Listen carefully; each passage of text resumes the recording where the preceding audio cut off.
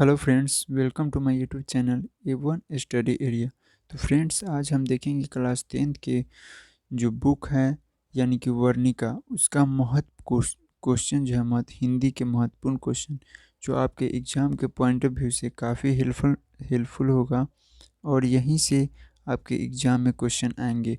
तो वीडियो को अंत तक ज़रूर देखिएगा। अगर आप चैनल पे नए हैं तो चैनल को सब्सक्राइब कर देंगे और वीडियो को लाइक कर देंगे। तो चलिए वीडियो को स्टार्ट करते हैं।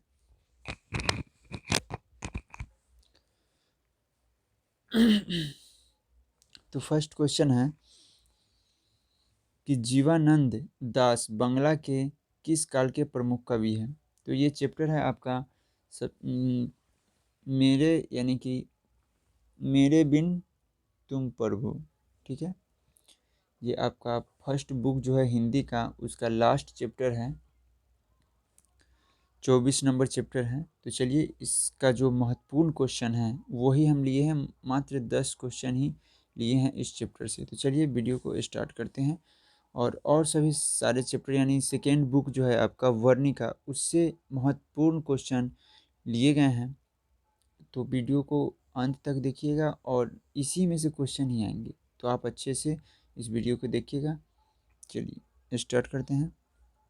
तो फर्स्ट क्वेश्चन है कि जीवानंद दास बांग्ला के किस काल के कवि हैं। तो इस क्वेश्चन का जो सही आंसर होगा वो होगा आपका ऑप्शन नंबर ए। ठीक है, ऑप्शन नंबर ए। एक मिनट। तो इस क्वेश्चन का जो सही आंसर होगा ऑप्शन नंबर ए नहीं होगा, आपका ऑप्शन नंबर हो जाएगा डी, यानी रविंद्रोत्तर काल के। ठीक है, चलिए अब नेक्स्ट क्वेश्चन देखेंगे। नेक्स्ट क्वेश्चन है कि कौन सी कविता के रचयिता जीवानंद दास है। तो इस कविता जो है इसका क्या नाम है। तो आपका ऑप्शन नंबर हो जाएगा, इसका आंसर वो होगा आपका ऑप्शन नंबर डी, यानी कि भारत माता। ठीक है, कौन सी कविता के रचयिता जीवानंद दास है, तो वो है आपका भारत, यानी कि ऑप्शन डी। ठीक है, चलिए नेक्स्ट क्वेश्चन है लौट कर आऊँगा।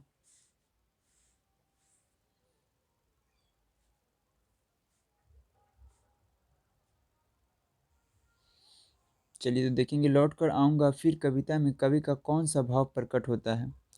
तो इस क्वेश्चन का जो सही आंसर होगा वो होगा आपका ऑप्शन नंबर ए, मातृभूमि प्रेम। नेक्स्ट क्वेश्चन की तरफ चलते हैं। अगर अभी तक आप वीडियो को सब्सक्राइब नहीं किए हो तो सब्सक्राइब कर दीजिएगा, जिससे आपका जो भी वीडियो आएगी उसका नोटिफिकेशन आपको सबसे पहले मिल जाएगी। चलिए नेक्स्ट क्वेश्चन देखते हैं। नेक्स्ट क्वेश्चन है कि बनतला प्रेम किस कवि के श्रेष्ठ रचना है। Option A Rabindranath Thakur, option B Jibanananda Das, option C Nazrul Islam और ऑप्शन डी जीवनानंद। तो चलिए इस क्वेश्चन का जो सही आंसर होगा वो आपको हम बता दें, ऑप्शन नंबर हो जाएगा बी। ठीक है, ऑप्शन नंबर बी होगा, यानी कि जीवानंद दास। ठीक है, नेक्स्ट क्वेश्चन महत्वपूर्ण क्वेश्चन है, अंत तक वीडियो को जरूर देखिएगा। ठीक है, लौट कर आऊँगा फिर कविता के कवि कौन हैं। वीरेन डंडवाल, अनामिका, रेनर मरियार, रील के या जीवानंद दास। तो इस क्वेश्चन का जो सही आंसर होगा वो होगा आपका ऑप्शन नंबर घ। ठीक है, यानी कि option number D. Option number D में कौन है, तो ये है आपका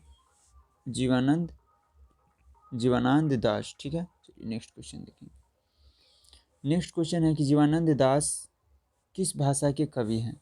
option Hindi A Hindi, B Urdu, option C Odia, option D Bangla. तो इस क्वेश्चन का जो सही आंसर होगा वो होगा आपका ऑप्शन नंबर बी उर्दू। ठीक है, चलिए नेक्स्ट क्वेश्चन देखते हैं। नेक्स्ट क्वेश्चन है कि लौट कर आऊँगा फिर कविता में कहाँ लौट कर आने की बात करता है। तो इस क्वेश्चन का जो सही आंसर होगा वो होगा आपका ऑप्शन नंबर बी बंगाल। ठीक है, बंगाल लौट कर आने की बात की गई है। चलिए नेक्स्ट क्वेश्चन है कि इनमें से कौन सी रचना जीवनानंद दास की नहीं है। गीतांजलि, बेला अलबेला, कालबेला या रूपसी बांग्ला या वनलता सेन। तो इस क्वेश्चन का सही आंसर आपको है जो है आपका फर्स्ट यानी कि गीतांजलि, ठीक है। गीतांजलि नहीं है, बाकी ऑप्शन बी, सी और डी तीनों है। तो याद आपको रखना है कि ये है, क्योंकि क्वेश्चन में ये बन सकता है कि इनमें से कौन है, ठीक है। तो आपको ये 3 याद रखना है। चलिए नेक्स्ट क्वेश्चन देखेंगे। नेक्स्ट क्वेश्चन है कि कभी कपास के पेड़ पर किस पक्षी की बोल सुनने सुनने की बात करता है। तो फर्स्ट है कौवा, सेकेंड अबाबिल, थर्ड उल्लू और फोर्थ हंस। तो इस क्वेश्चन का जो सही आंसर है वो होगा आपका ऑप्शन नंबर सी यानी कि उल्लू, ठीक है। चलिए नेक्स्ट क्वेश्चन देखेंगे। नेक्स्ट क्वेश्चन है लौटकर आऊँगा फिर कविता में शीर्षक साटी तरार तिमिर किसकी कृति है। राजीव सेठ, जीवानंद दास, मनिक मोहिनी या कुसुम अंसन। तो ई क्वेश्चन का जो सही आंसर होगा वो होगा आपका ऑप्शन नंबर बी, ठीक है। चलिए अब चलते हैं नेक्स्ट क्वेश्चन की तरफ, जो आपका सेकेंड बुक जो है वर्णिका उससे है। और सेकेंड बुक वर्णिका, चलिए इसको देखेंगे। और ये क्वेश्चन अभी फर्स्ट बुक का है, उसके बाद आएंगे हम सेकेंड बुक में। तो फर्स्ट बुक का ही है, जो चैप्टर नंबर है आपका यानी कि 24, ठीक है। मेरे बिन तुम प्रभु। चलिए तो इस क्वेश्चन को देखेंगे हम लोग। मेरे बिन तुम प्रभु कविता में प्रभु की पादुका कौन है। ऑप्शन ए योगी, राजा, कवि और कोई नहीं। तो इस क्वेश्चन का जो सही आंसर होगा वो होगा आपका ऑप्शन नंबर कितना, सी हो जाएगा, ठीक है। कवि, कवि है जो, ठीक है। चलिए नेक्स्ट क्वेश्चन देखते हैं। नेक्स्ट क्वेश्चन है कि कवि की नर्म शया पर कौन विश्राम करता है। तो इस क्वेश्चन का जो सही आंसर होगा वो होगा आपका ऑप्शन नंबर ए प्रभु की कृपा दृष्टि, ठीक है। नेक्स्ट क्वेश्चन है कि कवि रीलके के अनुसार मनुष्य के बिना किसकी अस्तित्व न रहेगा। ईश्वर की, पर्वत की, प्रकृति की, हवा की। तो इस क्वेश्चन का जो सही आंसर है वो है आपका ऑप्शन नंबर ए ईश्वर की, ठीक है। चलिए अब चलते हैं नेक्स्ट क्वेश्चन की तरफ। अभी नेक्स्ट क्वेश्चन जो है वो है आपका फर्स्ट बुक का। तो इसमें जो कुछ क्वेश्चन बचे हुए थे वो बचे हुए, उसके बाद हम चलेंगे सेकेंड बुक में, ठीक है। चलिए तो फर्स्ट क्वेश्चन है कि मेरे बिन तुम प्रभु के कवि का नाम है, ठीक है। क्वेश्चन थोड़ा सा कटा हुआ है, नाम है। तो इस क्वेश्चन का जो सही आंसर होगा वो होगा आपका option number first. Option number कौन होगा, फर्स्ट, रेनर मरिया रिल्के, ठीक है। चलिए नेक्स्ट क्वेश्चन देखते हैं। नेक्स्ट क्वेश्चन है कि रेनर मरिया रिल्के का जन्म कब हुआ था। तो इनका जन्म जो है वो हुआ था आपका 4 दिसंबर, ठीक है, 1875। 4 दिसंबर 1875 यानी कि फर्स्ट फर्स्ट आंसर होगा, ठीक है। रेनन मरियार सिल्के कविता में किस वाद का स्वर सुनाई देता है। तो इस क्वेश्चन का जो सही आंसर होगा वो होगा आपका ऑप्शन नंबर डी, ठीक है। ऑप्शन नंबर क्या होगा, डी होगा, यानी कि रहस्यवाद, ठीक है। चलिए नेक्स्ट क्वेश्चन देखेंगे। रेनर मरियार सिल्के अपने न होने की स्थिति में प्रभु को कैसे पता है। तो इस क्वेश्चन का सही आंसर होगा आपका option number D. Option number D बेघर और निर्वासित। चलिए महत्वपूर्ण क्वेश्चन सब है, आप अंत तक जरूर वीडियो को देखिएगा।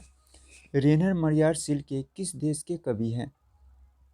तो इस क्वेश्चन का जो सही आंसर होगा वो होगा आपका ऑप्शन नंबर ए जर्मनी, ठीक है। जर्मनी के हैं। चलिए नेक्स्ट क्वेश्चन देखते हैं। मेरे बिना तुम प्रभु कवि का हिंदी में रूपांतरण किसने किया। धर्मवीर, प्रेमचंद, डॉक्टर संपूर्णानंद या रघुवीर सहाय। तो इस क्वेश्चन का सही आंसर होगा वो होगा आपका option number A Dharmvir Bharati. Next question है कि मेरे बिन तुम प्रभु कविता किस भाव की है। श्रृंगार भाव, वीर भाव, भक्ति भाव या अद्भुत भाव। तो इस क्वेश्चन का जो सही आंसर होगा वो होगा आपका ऑप्शन नंबर सी भक्ति भाव, ठीक है। Option number C. अब चलते हैं आपका जो सेकेंड बुक है वर्णिका उसकी क्वेश्चन, यानी पहला चैप्टर है आपका वर्णिका का दही वाली मगम्मा। तो बहुत इंपॉर्टेंट क्वेश्चन है, ज़्यादा क्वेश्चन नहीं है, मात्र इस चैप्टर से हम 10 से 11 क्वेश्चन लिए हैं। उसके बाद फिर दूसरे चैप्टर में चलेंगे। तो चलिए क्वेश्चन है कि शादी के बाद मगम्मा का कौन अपना अलग रहता है। तो कौन अलग रहता है, तो वो रहता है उसका बेटा। ठीक है, शादी के बाद बेटा अलग रहता है। चलिए नेक्स्ट क्वेश्चन देखेंगे।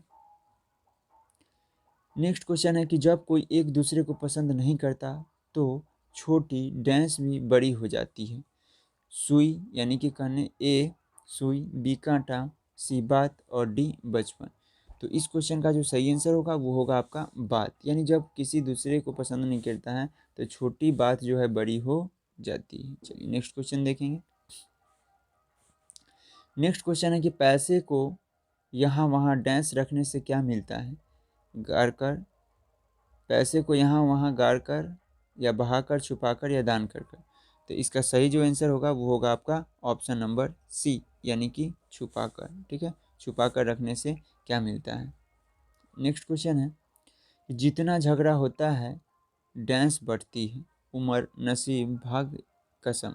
तो इस क्वेश्चन का सही आंसर होगा आपका ऑप्शन नंबर ए, उम्र। ठीक है, इसमें बात किया गया उम्र का। चलिए नेक्स्ट देखेंगे। दही वाली मगम्मा कहानी के रचयिता कौन है। यानी दही वाली मगम्मा है, उस कहानी का जो लेखक है वो कौन है। आप इस वीडियो को लास्ट तक जरूर देखिएगा क्योंकि बहुत इंपॉर्टेंट क्वेश्चन है। ठीक है, तो चलिए, तो इस क्वेश्चन का जो सही आंसर होगा वो होगा आपका ऑप्शन नंबर बी, श्रीनिवास। चलिए नेक्स्ट क्वेश्चन देखेंगे। नेक्स्ट क्वेश्चन है, श्रीनिवास का पूरा नाम क्या है। सूरदास, मस्ती वेकेंट अयंगार, या वेंकटेश, या अयंगार। ठीक है, तो इस क्वेश्चन का जो सही आंसर होगा आपका ऑप्शन नंबर बी। ठीक है, पूरा नाम याद रखिएगा, मस्ती मास्ती, मस्ती से मास्ती। ठीक है, चलिए अब चलते हैं नेक्स्ट क्वेश्चन की तरफ। नेक्स्ट क्वेश्चन है कि श्रीनिवास किस भाषा के साहित्यकार है। ऑप्शन ए कन्नड़, हिंदी, अंग्रेजी, तमिल। तो इस क्वेश्चन का जो सही आंसर होगा वो होगा आपका ऑप्शन नंबर ए, कन्नड़ भाषा के साहित्यकार हैं। नेक्स्ट देखेंगे। नेक्स्ट है, मगम्मा बरसों से किस विधि से दूध दिया करती थी। लोटा से, बाल्टी से, बारी से, या गिलास से। तो जैसा कि इस क्वेश्चन का जो सही आंसर होगा वो होगा आपका ऑप्शन नंबर सी, बारी से। ठीक है, नेक्स्ट क्वेश्चन देखेंगे। कौन लालची और लपट किस्म का आदमी था। मगम्मा, पामपत्ती, या रंगरप्पा, सभी गलत। तो इस क्वेश्चन का जो सही आंसर होगा वो होगा आपका ऑप्शन नंबर ए, मगम्मा। ठीक है, चलिए नेक्स्ट क्वेश्चन है, मगम्मा कहाँ की रहने वाली थी। तो मगम्मा जो है वो आपका रहती थी कहाँ, वेंकटपुर। यानी वेंकटपुर कहाँ है, बेंगलुरु, बेंगलुरु की रहने वाली थी। चलिए नेक्स्ट क्वेश्चन है, गांव में जुआरी किस्म का व्यक्ति कौन था। मगम्मा, रंगरप्पा, लक्ष्मी, या पापति। तो इस क्वेश्चन का सही आंसर होगा आपका ऑप्शन नंबर बी, रंगरप्पा था जुआरी किस्म का आदमी। चलिए, तो ये मगम्मा चैप्टर खत्म। अब चलते हैं नेक्स्ट चैप्टर। नेक्स्ट चैप्टर है आपका ढलते विश्वास। ठीक है, ढलते विश्वास का महत्वपूर्ण क्वेश्चन है, इसमें भी ज़्यादा नहीं है, 12-13 क्वेश्चन है। तो आप वीडियो को अंत तक देखते रहें। बार बार किसी पर विश्वास करके कौन ठगा जा चुका है। इंसान, हैवान, बेईमान, सभी गलत। तो इस क्वेश्चन का सही आंसर होगा वो होगा आपका ऑप्शन ए। ठीक है, चलिए नेक्स्ट देखेंगे। सातकोरी होता है किस भाषा के कथाकार हैं। सातकोरी होता किस भाषा के कथाकार हैं। मगही, भोजपुरी, हिंदी, उड़िया। तो इस क्वेश्चन का जो सही आंसर होगा आपका ऑप्शन नंबर होगा ऑप्शन नंबर डी, उड़िया भाषा के। ठीक है, चलिए नेक्स्ट क्वेश्चन है। नेक्स्ट है आपका कि ढलते विश्वास शीर्षक के रचयिता कौन है। तो ढलते विश्वास जो शीर्षक है उसके जो रचयिता है वो है आपका ऑप्शन नंबर डी, सातकोरी होता, सातकोरी होता। चलिए नेक्स्ट क्वेश्चन देखेंगे। नेक्स्ट क्वेश्चन है, किसी नदी के बांध के नीचे लक्ष्मी का घर था। किस नदी के बांध के नीचे लक्ष्मी का घर था। तो इस क्वेश्चन का जो सही आंसर होगा वो होगा आपका ऑप्शन नंबर सी, देवी। ठीक है, चलिए नेक्स्ट क्वेश्चन देखेंगे। नेक्स्ट क्वेश्चन है आपका कि कौन, ठीक है, कौन अकेले ना कर संगीत साथियों के साथ साथ होता है।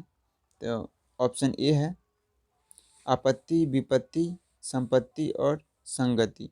तो इस क्वेश्चन का सही आंसर होगा आपका विपत्ति। ठीक है, चलिए नेक्स्ट क्वेश्चन देखेंगे। मन क्या नहीं मानता। मन क्या नहीं मानता?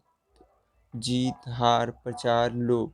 तो इस क्वेश्चन का जो सही आंसर है वो है हार। मन हार को नहीं मानता। ठीक है, चलिए। ढलते विश्वास कहानी में राजेंद्र मिश्रा क्या है? अनुवादक या संपादक या दोनों या गलत, यानी कि सभी गलत, यानी कि इनमें से कोई नहीं। तो इस क्वेश्चन का सही आंसर हो जाएगा आपका ऑप्शन नंबर बी, यानी कि संपादक। क्या है? ढलते विश्वास में राजेंद्र मिश्रा संपादक है। नेक्स्ट क्वेश्चन, ढलते विश्वास कहानी शीर्षक का प्रमुख पात्र कौन है? माँ, नगम्मा, लक्ष्मी, पापत्ती। तो में मुख्य रोल जो है इसमें किसका है? तो वो है आपका लक्ष्मी का। कौन है? लक्ष्मी। नेक्स्ट क्वेश्चन देखेंगे, ढलते विश्वास कहानी है मगही, बिहारी, उड़िया या कन्नड़? कौन सी कहानी है? तो ये हो जाएगा आपका ऑप्शन नंबर सी, उड़िया कहानी है। ठीक है, नेक्स्ट क्वेश्चन देखेंगे, 29 अक्टूबर 1929 ईस्वी को म्यूभंज उड़िया में किसका जन्म हुआ था? तो option number A Srinivas, Renu, Premchand या सातकोड़ी होता। तो जैसे कि आप जान रहे हैं कि इस क्वेश्चन का सही आंसर क्या हो जाएगा? ऑप्शन नंबर बी, यानी कि सातकोड़ी कोड़ी होता है। ठीक है, चलिए नेक्स्ट क्वेश्चन, ढलते विश्वास कहानी के संपादक है राजेंद्र प्रसाद, श्रीनिवास, अयंगार या सभी? ढलते विश्वास, ठीक है, ढलते विश्वास कहानी के लेखक कौन है? तो इस क्वेश्चन का सही आंसर हो जाएगा आपका ऑप्शन नंबर ए, राजेंद्र प्रसाद। कौन है? राजेंद्र प्रसाद। ठीक है, चलिए। लक्ष्मी के पति का नाम है, लक्ष्मी के पति का क्या नाम है? लक्ष्मण, राम, गुणनिधि या सरपंच? तो इसका सही आंसर होगा आपका ऑप्शन नंबर ए, लक्ष्मण। ठीक है, नेक्स्ट क्वेश्चन देखेंगे, गुणनिधि अभी अभी कहाँ से लौटा है? कर्नाटक से, कटक से, मैदुरै से या तमिलनाडु से? तो इस क्वेश्चन का सही आंसर होगा आपका ऑप्शन नंबर बी, कटक से। ठीक है, चलिए। तो ये आपका वर्णिका चैप्टर का दूसरा, यानी वर्णिका बुक का दूसरा चैप्टर खत्म। अब चलेंगे तीसरे चैप्टर की ओर। तीसरा चैप्टर है आपका माँ। ठीक है, तीसरा चैप्टर कौन है? माँ है। तो चलिए देखते हैं। तो फर्स्ट क्वेश्चन है कि माँ मंगू की किस चीज़ में मिल गई? पंक्ति, श्रेणी, दोनों या सभी? गलत।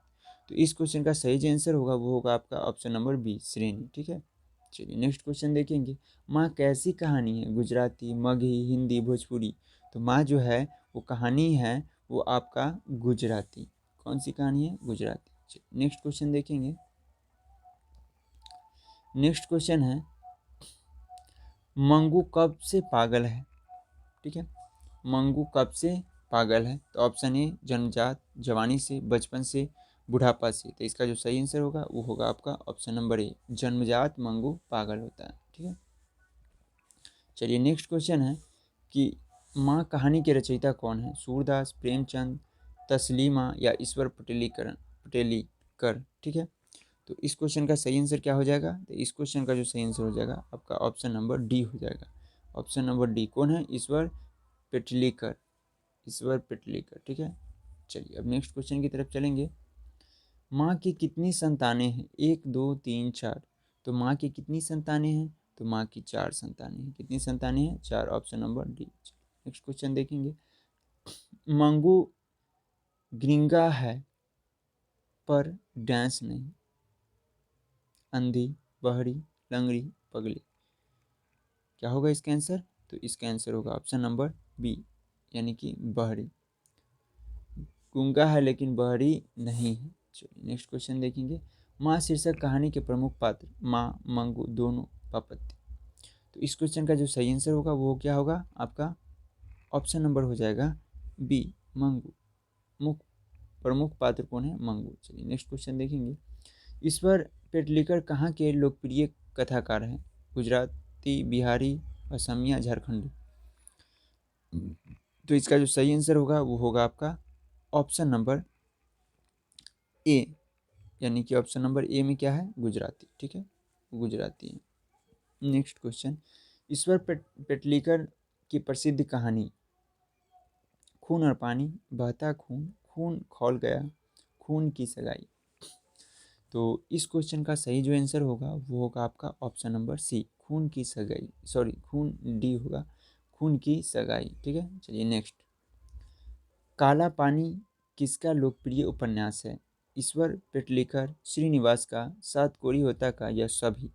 तो इस क्वेश्चन का जो सही आंसर होगा वो होगा आपका ऑप्शन नंबर ए। ठीक है, ऑप्शन नंबर ए, ईश्वर पेटलीकर। नेक्स्ट क्वेश्चन की तरफ चलते हैं। माँ शीर्षक कहानी किसने संपादित एवं अनुवादित किया? गोपाल सिंह नेपाली ने, गिरजा सिंह ने, गोपाल दास नगर ने। तो इस क्वेश्चन का जो सही आंसर होगा वो होगा आपका option number D, Gopal Das नगर ने। ठीक, चलिए नेक्स्ट क्वेश्चन देखेंगे। माँ को कितनी पुत्रियाँ थी? 1, 2, 3, 4। ठीक है, तो लास्ट क्वेश्चन है इस चैप्टर का। तो इस क्वेश्चन का सही आंसर होगा वो होगा आपका ऑप्शन नंबर बी, यानी माँ की कितनी पुत्रियाँ थी? तो 2 पुत्री। अब चलते हैं नेक्स्ट चैप्टर। ठीक है, अब वो है आपका नगर। ठीक है, नेक्स्ट चैप्टर है नगर। चलिए नगर से अब क्वेश्चन देख लेते हैं कौन सा इंपॉर्टेंट क्वेश्चन है। तो इसमें भी ज़्यादा नहीं, 8-9 क्वेश्चन होंगे। ठीक है, चलिए। तो वली अम्मा क्या नहीं जानती? पढ़ना, रोना, खाना, सोना। ठीक है, तो इसका सही जो आंसर होगा वो होगा आपका पढ़ना। पढ़ना नहीं जानती है वली अम्मा। ठीक है, चलिए नेक्स्ट क्वेश्चन है। अस्पताल के सभी डैश एक जैसे थे? आंगन, कमरे, डॉक्टर और नर्स। तो इस क्वेश्चन का सही आंसर हो जाएगा आपका ऑप्शन नंबर बी, कमरे। सभी कमरे एक जैसे थे। ठीक है, नेक्स्ट क्वेश्चन देखेंगे। साइकिल रिक्शा किस ओर बढ़ता जा रहा था? बस अड्डा की ओर, सड़क के पास, स्टेशन की ओर, स्कूल। तो सही आंसर क्या होगा इसका? तो होगा बस अड्डा की ओर। ठीक है, ऑप्शन नंबर ए, बस अड्डा की ओर। नेक्स्ट क्वेश्चन देखेंगे। कहानीकार सुजाता का असली नाम क्या है? रंगराजन, एस रंगराजन, बी रंगराजन या महेश्वरी। तो इस क्वेश्चन का जो सही आंसर हो जाएगा आपका option number B, S Rangarajan. ठीक है, चलिए नेक्स्ट क्वेश्चन देखते हैं। नेक्स्ट क्वेश्चन है कि सुजाता अपनी रचना शैली एवं किस चीज़ के लिए जानी जाती है? विषय, वस्तु, नाटकीयता या दक्षता। तो इस क्वेश्चन का जो सही आंसर होगा वो होगा आपका ऑप्शन नंबर बी, यानी वस्तु। चलिए नेक्स्ट क्वेश्चन की तरफ चलेंगे।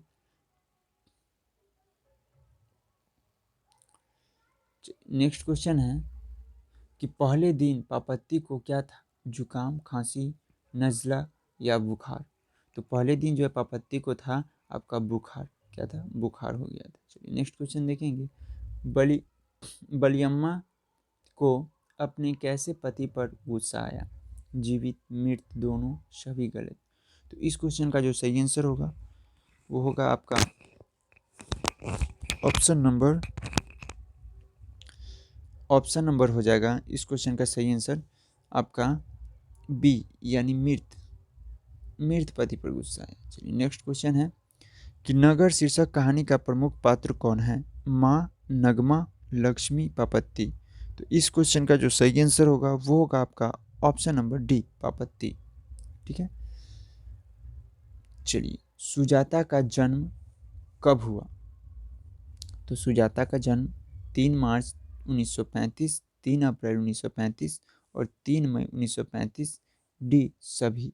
ठीक है, तो इस क्वेश्चन का जो सही आंसर होगा वो होगा आपका ऑप्शन नंबर सी, 3 मई 1935। चलिए अब सेकेंड बुक जो है वर्णिका, उसका लास्ट चैप्टर है धरती कब घूमेगी। इससे भी 10-12 महत्वपूर्ण क्वेश्चन जो है, जो आपके एग्जाम के पॉइंट ऑफ व्यू से बेस्ट होगा, उसी को कलेक्ट किए हैं। चलिए तो फर्स्ट क्वेश्चन है आपका कि भूनती हुई दाल देखकर सीता को लगा कि वह भी डैंस जा रही है।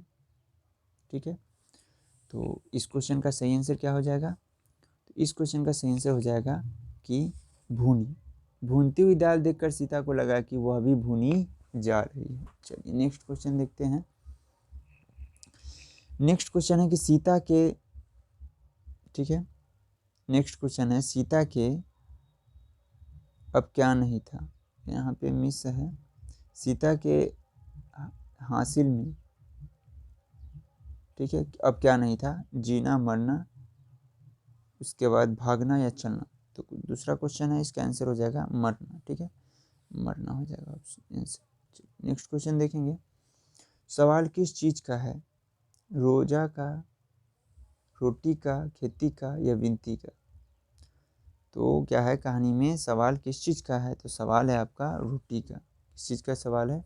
रोटी का, ऑप्शन नंबर बी। चलिए नेक्स्ट क्वेश्चन है, आज सीता के चारों ओर खुली डैश थी, हवा पानी कीचड़ वन।